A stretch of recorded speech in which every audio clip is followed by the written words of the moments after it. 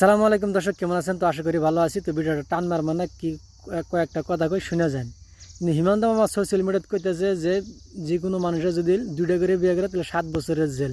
হয় হিমন্ত মামা কথাগুলো ভালো লাগছে, আমিও সাপোর্ট করি। কিন্তু একটা কথা হলে যায় এই 7 বছরের জেল দিবেন যে, আর এত টাকা পয়সা খরচ করে একটা করে পড়ার বেডি নিজের বাড়িতে নেই, নিজের ফ্যামিলির মধ্যে ঢুকা যাইতে 3-4 লাখ টাকা খরচ অলরেডি খরচ করা শেষ হয়েছে, খরচ করে হালা দিছি।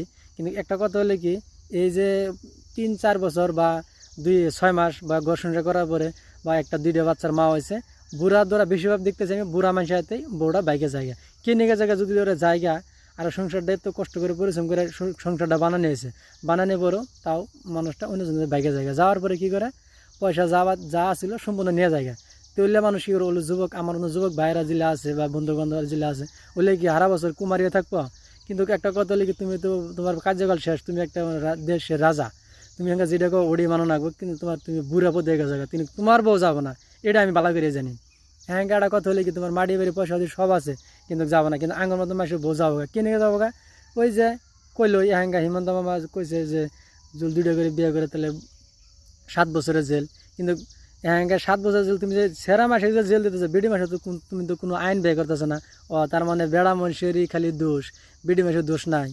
আরেকটা কথা লিখে যারা দর্শক, এই যে হিমন্ত মামা কইতে 7 বছরের জেলে হ্যাঙ্গা যদি একটা ফোন আয়, এই একটা বিয়ে করার পর 7 বছর আমি রানি বিয়ে 4-5 লাখ টাকা খরচ করে আমি বিয়ে করছি, বিয়ে করার পরে 2-3 মাস পরে মরে গেল বউটা, তাহলে তো হিমন্ত মামা বিয়ে করানো যাবো না, বিয়ে করলে তো শেষ।